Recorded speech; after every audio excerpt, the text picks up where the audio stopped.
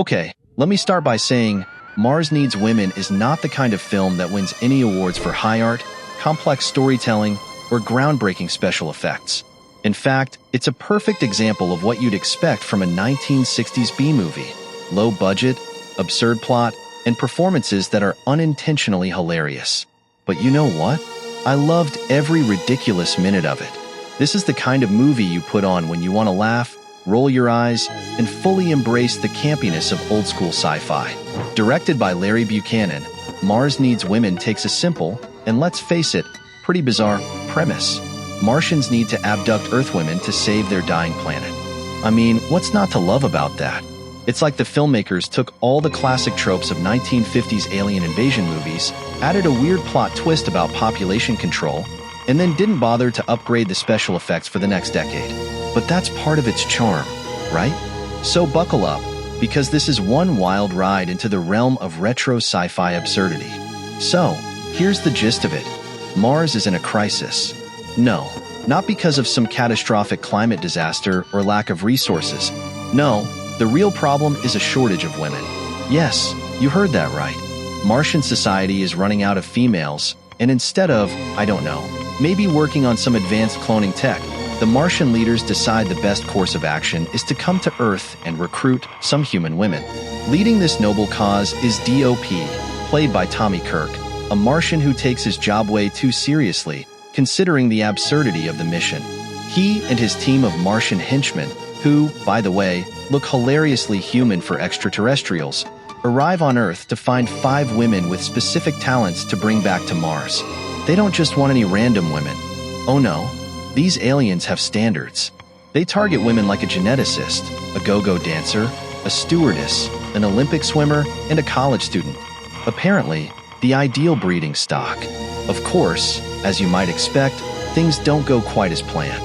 D.O.P. falls for Dr. Marjorie Bolan, played by Yvonne Craig, who you probably know as Batgirl from the 1960s Batman series, and his whole mission starts to unravel.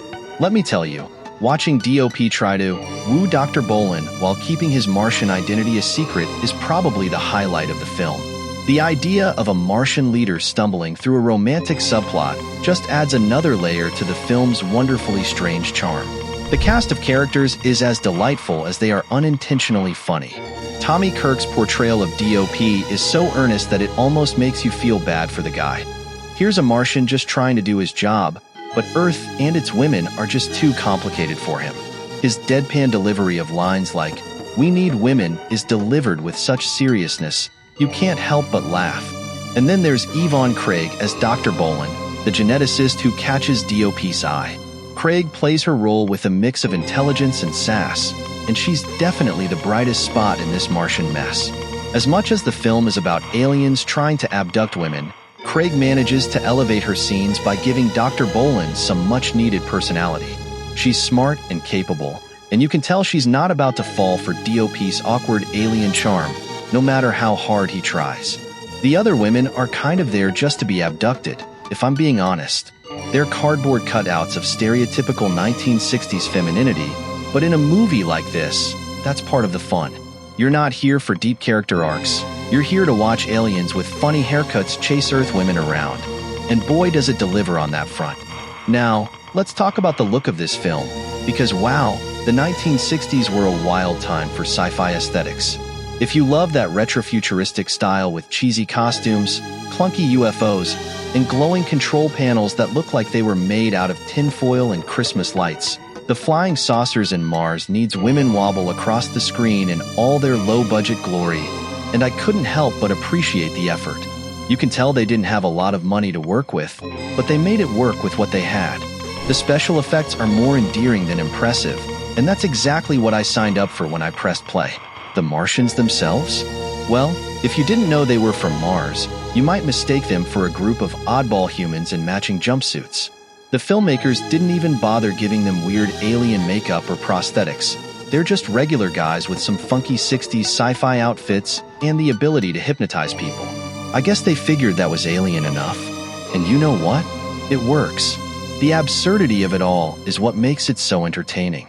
Let's be honest, Mars Needs Women is not a good movie by any traditional standard. The acting is wooden, The plot is laughably simplistic, and the production values are so low you wonder how it even got made. But I can't deny that I had a blast watching it. Sometimes you just want a movie that doesn't take itself too seriously. A movie that embraces its own ridiculousness and invites you to laugh along with it. What really makes Mars Needs Women stand out for me is its complete lack of pretense. It knows it's silly, and it leans into that silliness with gusto. You're not supposed to take it seriously. The Martians are out here trying to solve their population crisis with the weirdest solution imaginable, and Earth is none the wiser. It's campy, it's bizarre, and it's so very 60s. That's what makes it fun. If you're in the mood for some retro sci-fi that doesn't require much brain power, Mars Needs Women is perfect. It's the kind of movie you can throw on, sit back, and enjoy with a smile or a laugh on your face.